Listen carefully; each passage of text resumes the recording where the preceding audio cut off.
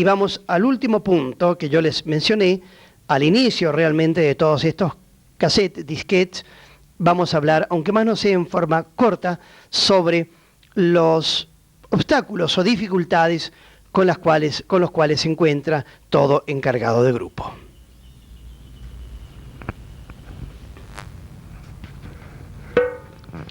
Queridos amigos, llegamos al final de nuestro periplo de temas que nos interesan como encargados de grupo y vamos ahora a concentrarnos en lo que son las dificultades con las cuales normalmente se confronta un encargado de grupo, todo dirigente en Schoenstatt, no solo en Schoenstatt, probablemente en muchas otras instituciones, pero vamos a focalizarlo a nuestra tarea propiamente dicha. Esto quiere ser como una especie de corolario de todo lo que hemos visto y también un estímulo para seguir profundizando nuestra tarea. Hay otros videos que ustedes podrán ver más adelante sobre esta tarea de encargados de grupo. Por ejemplo, vamos a presentar un video para la obra de familias bajo el prisma de la pedagogía kentenigiana, un tema que no está presentado aquí. Probablemente vamos a presentar un video también que tenga que ver con aspectos muy específicos, como por ejemplo el contrato pedagógico en Schoenstatt o el horario espiritual. Pero ya van a aspectos muy específicos de nuestra pedagogía y más adelante tendremos la oportunidad de poder verlos también. En esta quinta unidad vamos a confrontarnos entonces con dificultades con las cuales se encuentra todo encargado de grupo, todo dirigente en Schoenstatt. Y vamos a mencionar 5 dificultades con las cuales probablemente alguna vez en la vida nos vamos a confrontar.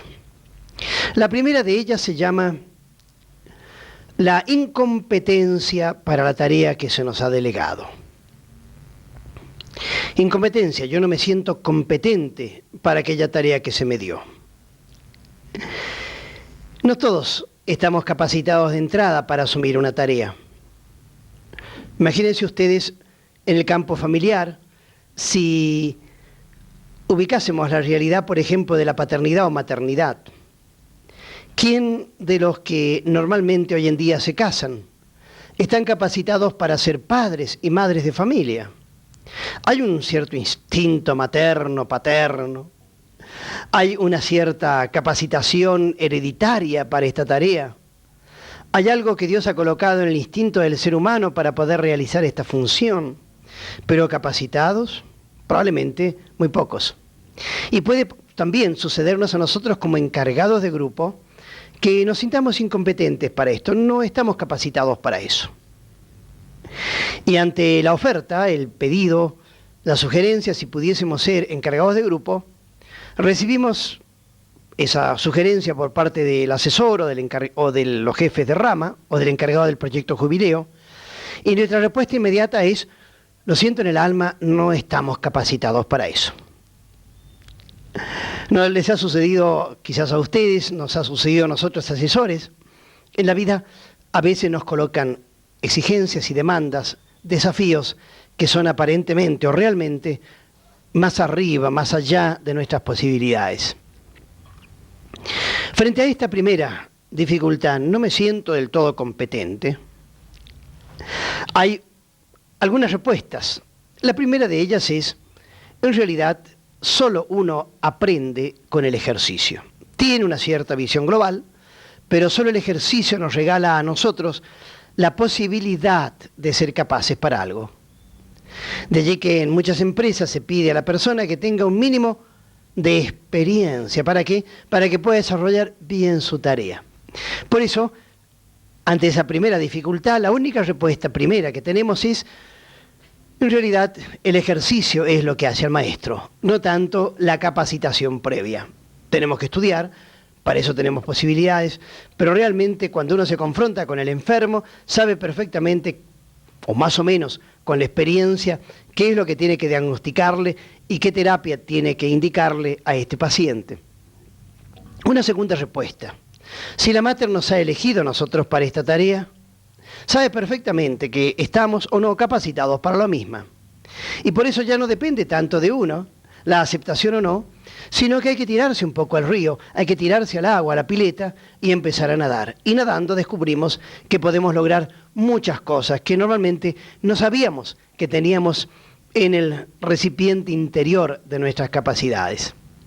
Lo tercero, que podemos responder a esa primera dificultad, no me siento capaz, es el hecho de que justamente el sentirnos incapaces nos moviliza a capacitarnos. Pareciera una especie de respuesta tautológica y quizás crítica, pero sin embargo es así. En la medida en que nosotros nos sentimos incapaces, empezamos a profundizar y eso nos posibilita a nosotros poder desarrollar bien nuestra tarea. Por eso, si en algún campo no nos sentimos capacitados, pero nos invitan a hacerlo y nos sugieren, y a través de eso descubrimos la voz de la providencia que nos manda, nos regala esa posibilidad real, entonces tenemos que saber de que esa incapacidad aparente o real no es otra cosa que el motivador, el detonante para seguirse capacitando. Primera dificultad, no me siento del todo capaz para esto. Hay una segunda dificultad, y que es a veces el cansancio.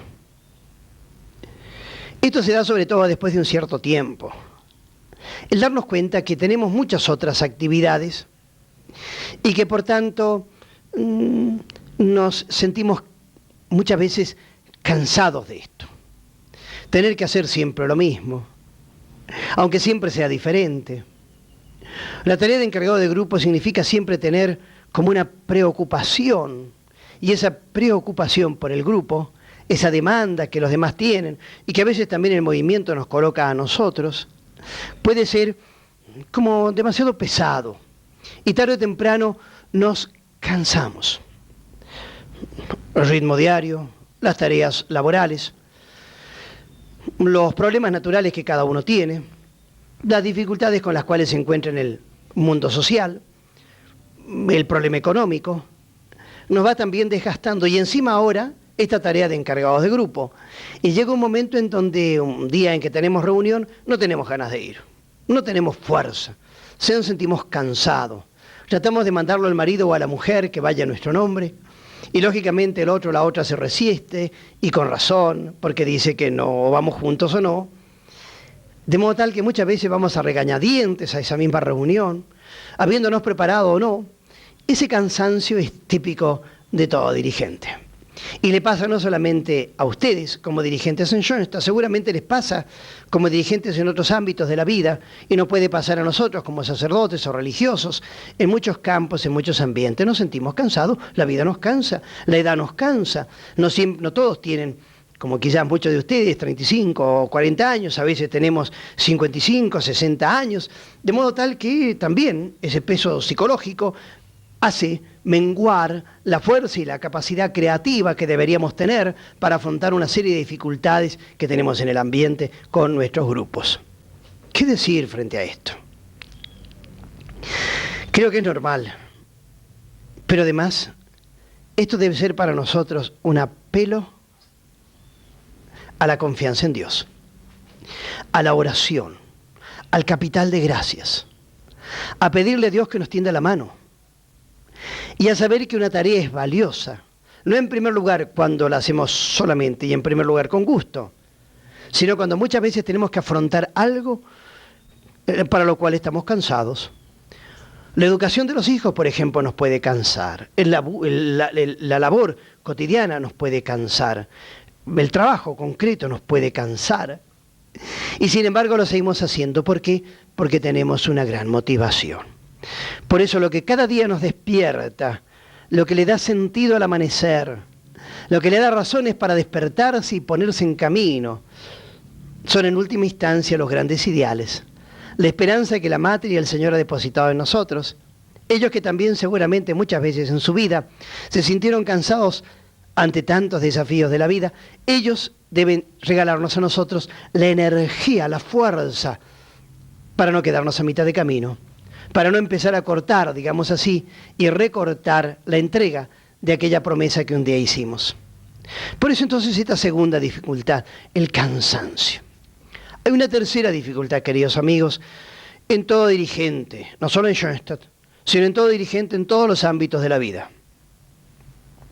Y es dura, y se llama la desilusión. La desilusión. Muchas veces nos vamos a encontrar con que ponemos lo mejor de nosotros y las cosas no salen. Organizamos una estupenda reunión y de los 7 miembros del curso, del grupo, aparecen solamente 1 o 2. Y tenemos ganas de largar la toalla, tirar todo por la borda. Esto no tiene sentido. Nadie se compromete. Todos creen que esto es jauja. Hemos perdido un montón de tiempo preparando esto y han venido solamente 2. ¿Cómo es posible? La desilusión. A veces nos desilusionamos con nosotros mismos. Y es interesante, ¿verdad?, constatar que esa desilusión muchas veces nos carcome el corazón. Nos desilusionamos con nosotros mismos. Pensábamos que las cosas iban a salir mejor y no salen mejor. Dedicamos tiempo, largo tiempo, a preparar algo y sin embargo no nos resultó. Es interesante esta experiencia, difícil la desilusión. ¿Qué respuesta podemos dar a esto? Yo muchas veces he pensado en esta realidad y mi única respuesta real es esta. Si uno quiere a alguien o algo, ese alguien o ese algo tiene derecho a desilusionarnos. Y si no, muchas veces la desilusión, por ejemplo, con nuestros hijos o incluso con nuestro cónyuge, hayamos sentado tales expectativas quizás en ellos y sin embargo las cosas no se dieron así y nos desilusionan y nos desilusionamos nosotros. Tomamos propósitos que no cumplimos, dijimos que íbamos a hacer tal cosa y no la hacemos, hacemos una promesa y no la realizamos, nos hemos propuesto no gritar y sin embargo gritamos, nos hemos propuesto sonreírle la cara y sin embargo llegado el momento tenemos una cara, no voy a decir la palabra justa. Tantas veces nos hemos propuesto cosas que sin embargo no le hemos cumplido y esa desilusión nos carcome. Pero cuando amamos somos capaces de desilusionarnos y podemos aceptar que el otro nos desilusione. Aún más, la desilusión hace valiosa la entrega y el desengaño hace posible el que nosotros podamos seguir luchando por algo que vale la pena. Desengaño, quitar el engaño, desilusión, quitar la ilusión, asumir la realidad como la realidad es. Y la realidad es dura, la realidad es difícil, la realidad no siempre se nos presenta estilo Coca-Cola, sino que tiene elementos difíciles, duros. Y qué hermoso es, queridos amigos, cuando de golpe entendemos que algo es muchísimo más valioso. Cuando ha pasado por el fracaso y del fracaso hemos aprendido que cuando las cosas nos salieron bien de entrada. Aprendemos más a veces de los fracasos nuestros y de los otros que de los propios éxitos personales y de los demás. Es la ley de la vida. Se aprende cayéndose. El niño aprende a andar después de muchas caídas y la caída le enseña a uno a darse cuenta dónde tiene que pisar, a qué tiene que atenerse, dónde no tiene que poner el pie, qué cosas son peligrosas. Por eso la desilusión, esta tercera dificultad, es inherente a todo dirigente.